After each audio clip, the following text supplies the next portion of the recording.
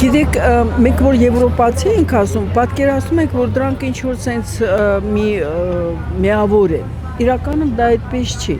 Ես պետք է միայն կարող եմ կիսել մեր փորձը, որը 90-ական, 2000-ական ենք ունեցել։ Մենք հիմնականում աշխատել ենք ավելի հստակ իրենց դիրքորոշումը հայտնած հասարակական միջազգային կազմակերպությունների հետ։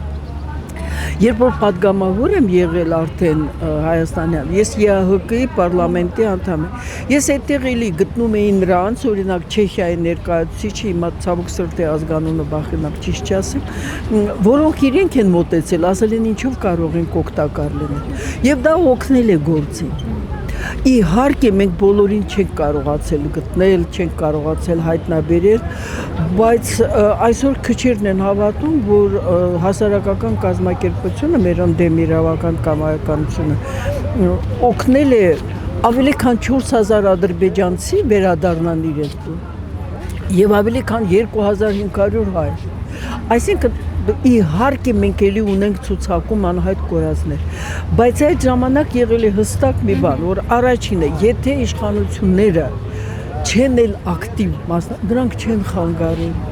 Այսօր խանգարում են։ Հիմա ես համոզված եմ, որ հենց առաջի խոչընդոտը դա Հայաստանի Հանրապետության գործող վարչակազմն է։ Ինչու՞։ Նայեք, երբ որ ես ասում եմ, եթե չեն օգնել, ապա գոնե այն բոլոր նյութերը, որ մենք պատրաստում ենք, դեպ մենք պատրաստում ենք ոչ միայն հասարակական կազմակերպություն, այլ քանի որ ես այդ նույն ժամանակ աշխատել եմ որպես գլխավոր փորձագետ Արցախի հարցերով հատուկ հանձնաժողովի, ապա այդ մակարդակով տարածվել են մեր բոլոր ցուցակները։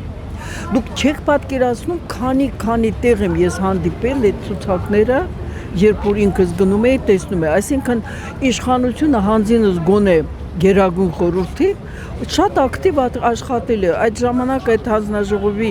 նախագահը Սեյրան Բաղդասարյանն էր, նա միշտ պատրաստական էր, որ եթե մի որևէ նյութ կա, բջջապես տարածի։ Հիմա ես չեմ տեսնում, որ ազգային ժողովը, որը ավելի իդեպ մենք այն ժամանակ պարլամենտական չէինք, մենք փաստորեն 92 թվականից արդեն պարլամենտական հանրապետություն լինելով պարլամենտական դիվանագիտական մակարդակով դա ամբողջովին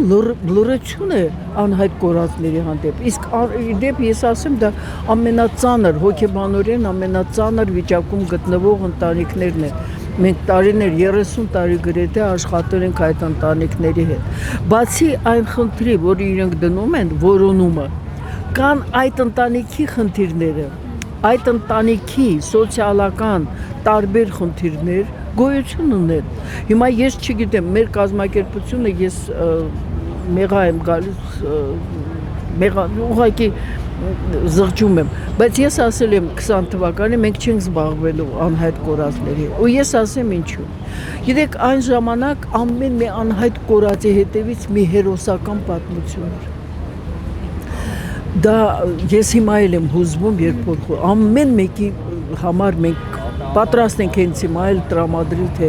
ինչ հերոսական պատմություն է, եւ նրանցում գտել ենք, եւ նրանցում որ չենք գտել, բայց այս անգամ անհայտ կորածները կներեք, ես ասելու եմ այն, ինչ որ ասել եմ 20 թվականի նոյեմբերի 10-ին։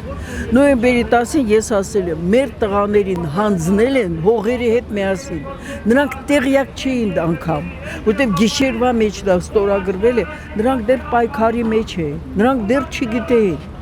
ինչից։ Ու ես ծանրագույն ձևով եմ դա տանում, եւ դա մեկ, եւ երկրորդը մեր հասարակական կազմակերպությունը 20 տարի շարունակ համագործակցել է թե ՄԱԿ-ի համապատասխան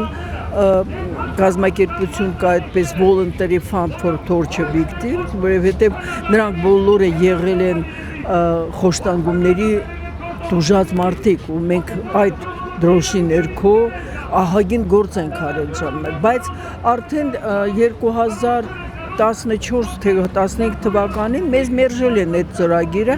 ասել են, որ Հայաստանում կա այլ կազմակերպություն, որը դիմել է Եվրամիությանը եւ ստացել է շատ մեծ ծրագիր։ չգիտեմ, այդպես են ինձ պատասխանել, հետո ես պարզել եմ, որ այդպիսի ծրագիր իրականացնում է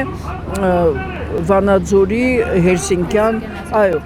ես կասել եմ դա իրոք, մեզ ասել են, գիտեք, մի այդքան փոքր պետության համար երկու կազմակերպություն, ես համաձայն եմ։ Հիմա ես խնդրում եմ, եթե կան հարցեր, ես կարծում եմ, որ պետք է դիմել եւ պարոն Սաքունցին, որովհետեւ ինքը մեծ էնտուզիազմով է սկսել աշխատել, ես ոչ մի